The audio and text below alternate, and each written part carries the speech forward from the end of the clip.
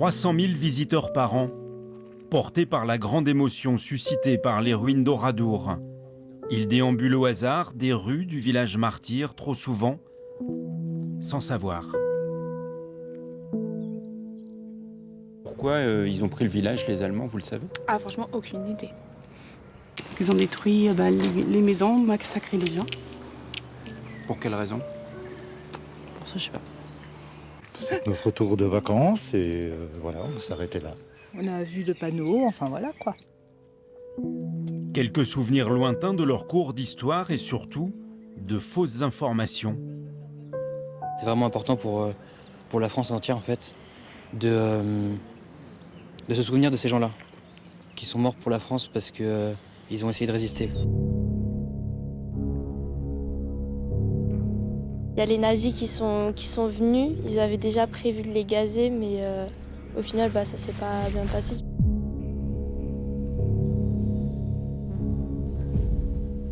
En juin 1944, la division SS Das Reich remonte vers la Normandie.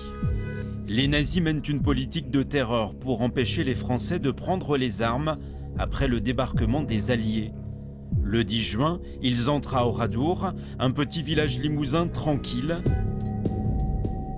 Ils massacrent 642 habitants. Ici, tout est mort. Une ville incendiée, fusillée, torturée. Un désert qui fait penser au cataclysme.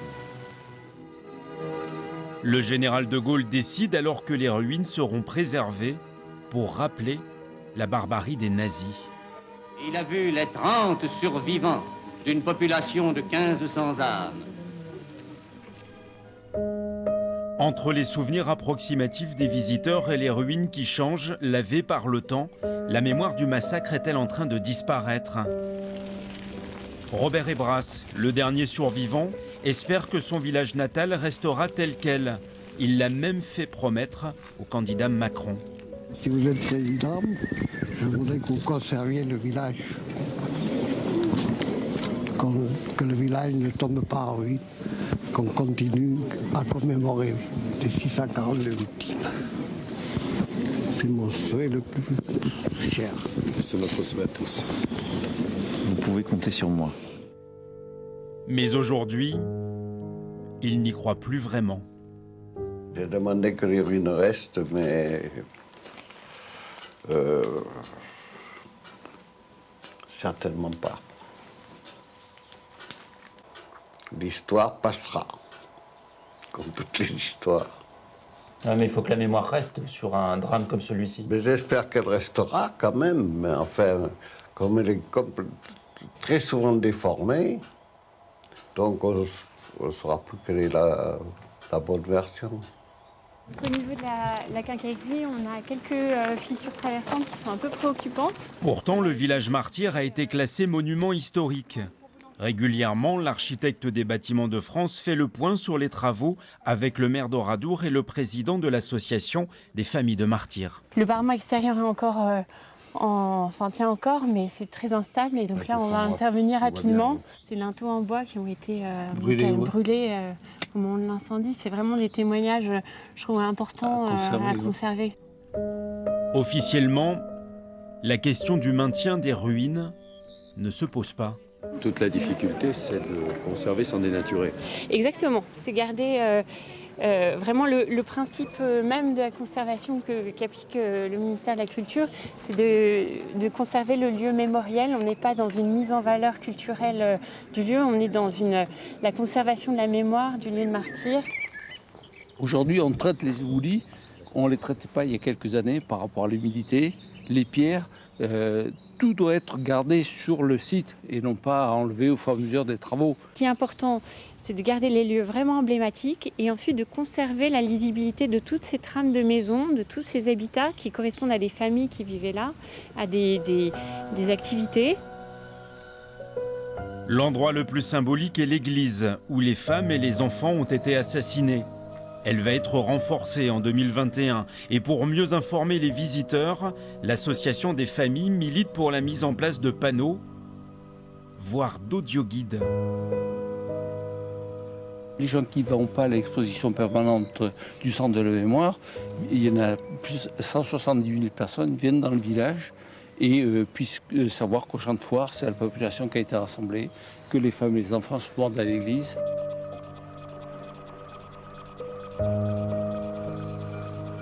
L'histoire, elle ne doit pas être approximative.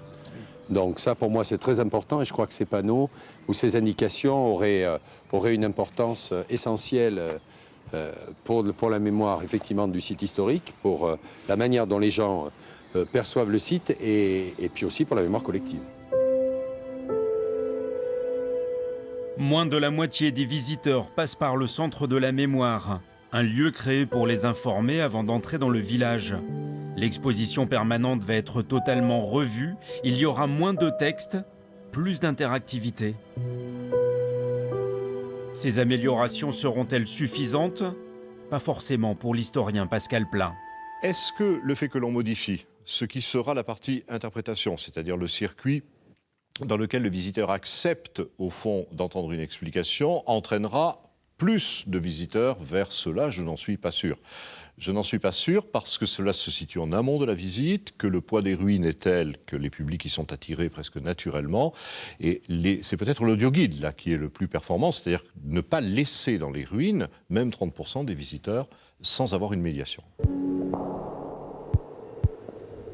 À Tulle, les élèves du collège Clémenceau ont travaillé sur un autre drame, beaucoup moins connu, celui du 9 juin 1944.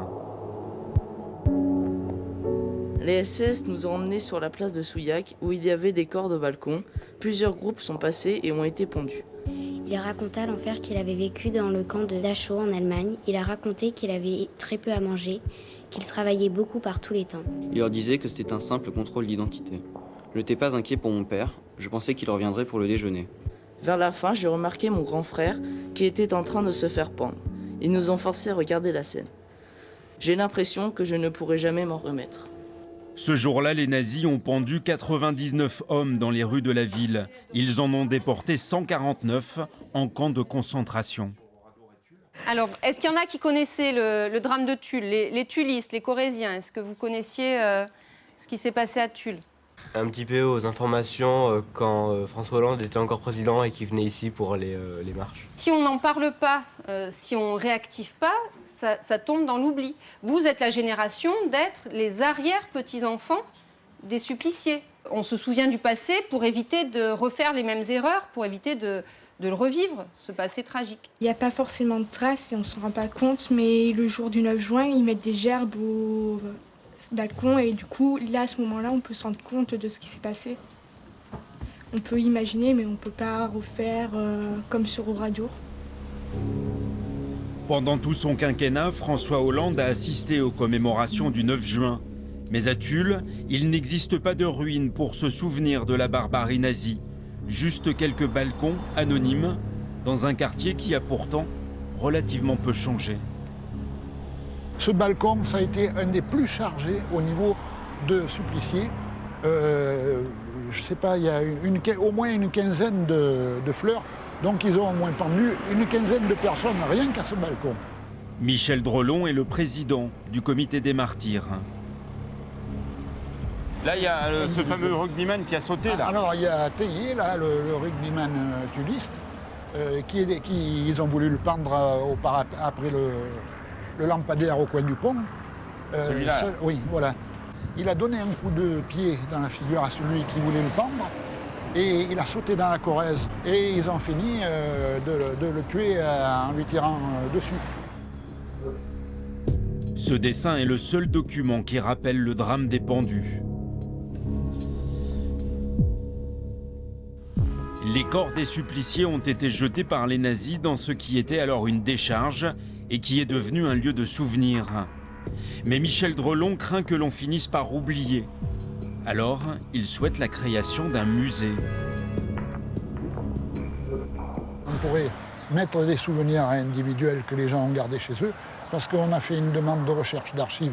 On nous a pas répondu, mais je suis persuadé que chacun chez soi a des affaires qui pourraient convenir au futur musée, puisque nous avons demandé à figurer dans un musée.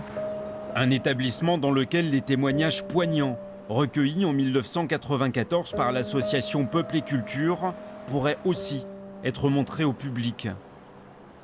Je réalisais pas bien ce que ça pouvait être si vous voulez pendu, mais je me dis mais c'est pas possible. Alors ils avaient coupé les cordes à ras. Hein. Là, ça tombait comme ça tombait, et puis voilà. Hein. Alors c'était le silence, vous entendiez rien du tout. Non, c'est vrai. Quand ils les ont pendus. Un silence, pas un cri, rien.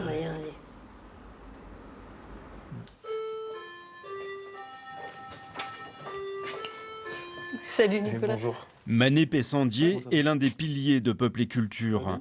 Ses vidéos, photos ou documents papier dorment pour l'heure aux archives municipales de Tulle. Du courage, ma chère femme. Soignez-vous bien tous, que je retrouve ma nichée et pouvoir recevoir des baisers de retour. Il n'y a pas de centre de la mémoire, c'est pas par hasard, c'est aussi une question de moyens. C'est ce qui a présidé à ce projet de musée où tout est regroupé, à la fois les armes, les savoir-faire, l'histoire, le 9 juin, la résistance, l'accordéon. C'était, voilà, c'est aussi une question de moyens à un moment, c'est pas seulement une question de parti pris. Le futur musée sur l'histoire de la ville sera installé dans ses locaux. Il n'est pas certain que les martyrs y aient leur place.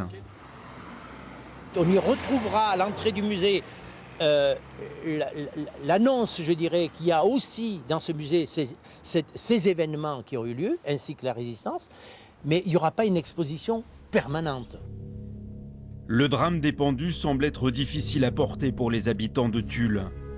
Les 7 et 8 juin 1944, les résistants communistes libèrent la ville. Les nazis ont-ils alors vraiment pendu des hommes en représailles? Comment les victimes ont-elles été choisies? Pour Pascal Plat, la création d'un lieu dans lequel il serait possible d'expliquer, de s'informer serait importante. À Tulle, il y a d'abord eu pendant très longtemps un très grand silence, un très grand oubli de ce drame qui posait des problèmes dans la ville. On a une histoire qui est une histoire traumatique à Tulle. Mais on peut faire une histoire de la mémoire traumatique. Et moi je remarque que contrairement à ce qu'on dit, les publics sont assez demandeurs de cela. Le dernier témoin direct du drame, Jean Viacrose, disparaît en février 2019. Quelques jours plus tard, un site internet néo-nazi salit sa mémoire. L'extrémisme refait peu à peu surface. La lutte contre l'oubli des horreurs commises par les nazis à Oradour et Tulle